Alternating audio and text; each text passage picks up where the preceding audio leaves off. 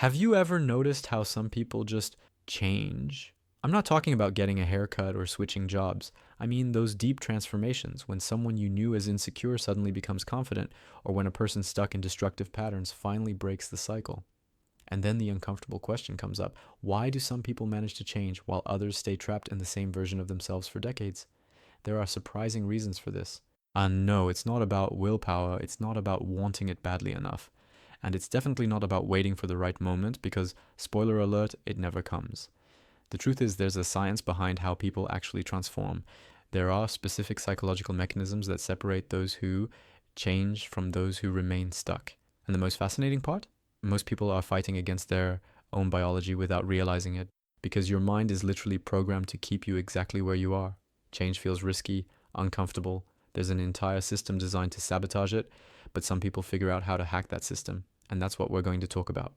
Think about that person who finally left the job they'd hated for years, or the one who ended a marriage everyone could see wasn't working anymore, except them, or that guy who lived with his parents until 35 and suddenly rented an apartment and started living on his own. From the outside, it looks sudden, as if they woke up one day and decided to change everything, but that's not what happened. Here's what really happened. Those people didn't change because they finally found enough willpower. They changed because something in their environment made it impossible to stay the same. It might have been a sentence, a look, a casual comment that hit in the wrong place, or simply repetition, living the same bad day so many times that the pattern became undeniable. What separates those who change from those who stay stuck isn't character. It isn't discipline, it's repeated exposure to their own dissatisfaction, until ignoring it becomes harder than acting. There's a concept that explains this: dissonance. It's that discomfort you feel when you know you're betraying yourself, when your actions don't match who you believe you are, when you say one thing about yourself and do another. I deserve respect, but you accept being treated like a doormat. I value my time, but you spend years in a job you hate. I'm not that kind of person, but you act exactly like that kind of person. That discomfort, it grows, it accumulates. And your system has two options: change the behavior or change the perception. Guess which one is easier? You change how you see the situation, you reinterpret it, you minimize it. It's not that bad. Everyone goes through this. It could be worse. And it works. For a while, until reality becomes too heavy to rewrite. The evidence piles up so much that the story you tell yourself collapses, and then, for the first time, you have a real choice. But there's another factor almost no one talks about: identity. You have a story about who you are. I'm the kind of person who doesn't give up on people. I'm loyal. I'm not someone who complains. Those statements aren't neutral. They determine what you allow yourself to do. That person who left the job, they didn't just find courage. They had to kill the identity of someone who values security above everything else and build a new one. Someone who prioritizes purpose. The one who ended the marriage, they had to stop being the woman who always gives one more chance and become someone who has boundaries. That doesn't happen through motivational speeches. It doesn't happen by reading inspirational quotes. It happens when the old identity becomes unsustainable, and there is a very specific process that makes that happen. But before we get there, you need to understand what you're actually fighting against. Before we continue, a quick request. If this kind of content resonates with you, please leave a like on the video. It really helps. Now here's what's actually working against you. Your entire system was built for efficiency, not for change. Every thought, every action, every emotional response you repeat creates a pathway. And the more you use that pathway, the easier it becomes to follow. That's literally how your brain saves energy, by running on autopilot. The problem? Those pathways don't distinguish between what's good for you and what's destructive. If you always react with anger when you're challenged, that becomes automatic. If you always procrastinate when something important needs to be done, that becomes automatic. If you always go back to the person who hurts you, that becomes automatic. And here's the cruel part. The older the pattern, the harder it is to break, because it's literally engraved, reinforced by years of repetition. So when you try to change, you wake up earlier, start exercising, set boundaries, you're not just fighting laziness, you're fighting years of opposing programming. And there's more. You carry a story about who you are, and that story isn't passive. It actively determines what you allow yourself to do. I'm someone who values loyalty, so you tolerate disrespect because leaving would feel like giving up. I'm an anxious person, so you don't even try new things because that's just not who I am. I'm not good with confrontation, so you swallow everything and call it maturity.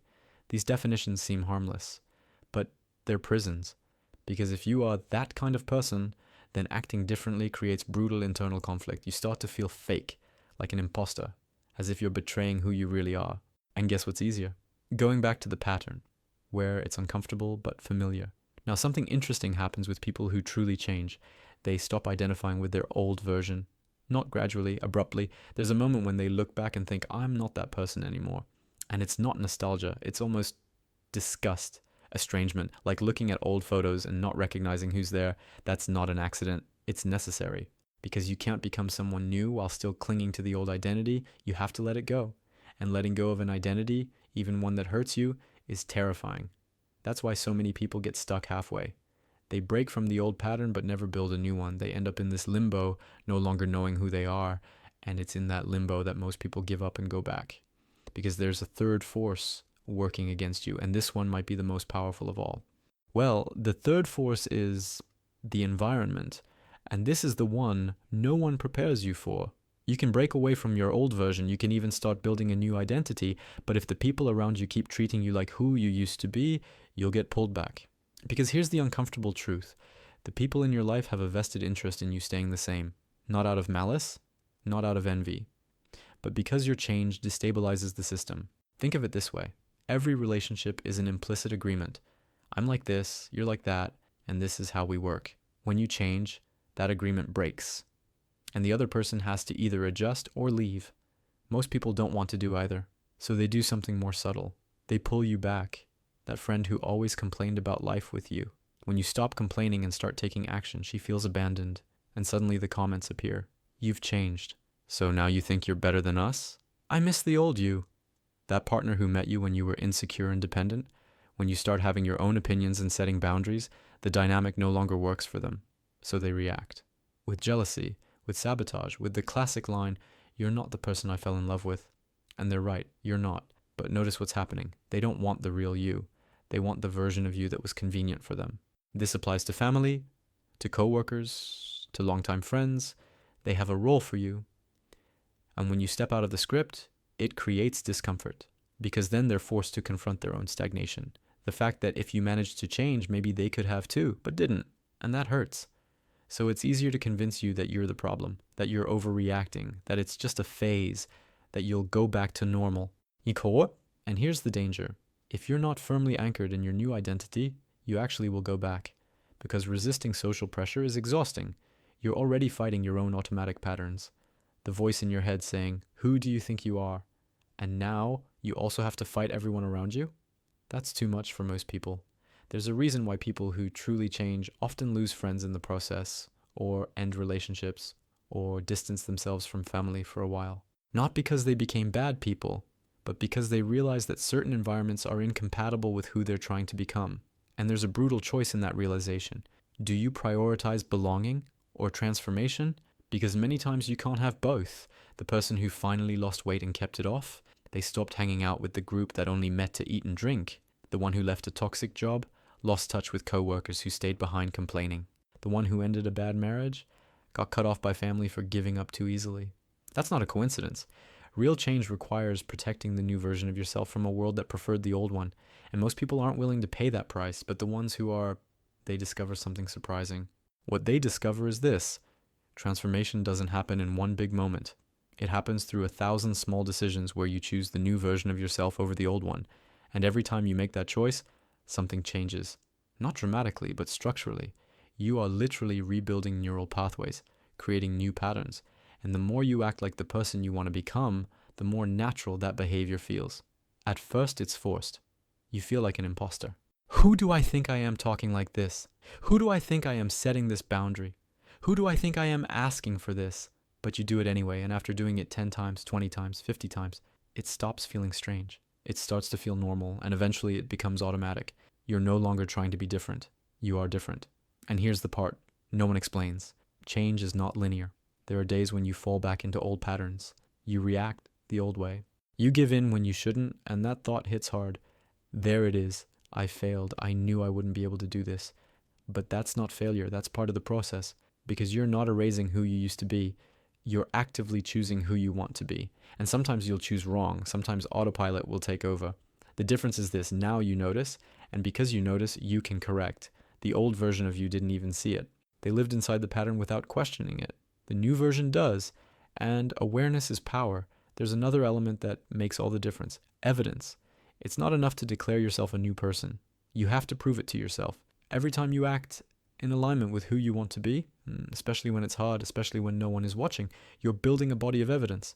I'm the kind of person who follows through because you did it 30 times. I'm the kind of person who doesn't tolerate disrespect because you set the boundary and held it. I'm someone who prioritizes health because you chose it repeatedly, even when it was easier not to. That evidence is undeniable. And over time, it replaces the old narrative. You don't have to convince yourself anymore. You simply know. And when you know who you are, no one else gets to tell you otherwise. So here's the answer. People become new versions of themselves not because they're special, not because they got lucky, not because they're stronger than everyone else. They reached a point where staying the same became impossible. They let go of the old identity. They protected the new one from an environment that wanted to pull them back. And they proved to themselves through repeated action that the change was real. And have you reached your breaking point yet? If this video made you think, subscribe to the channel because every week we explore how people actually work and you won't want to miss what's coming next.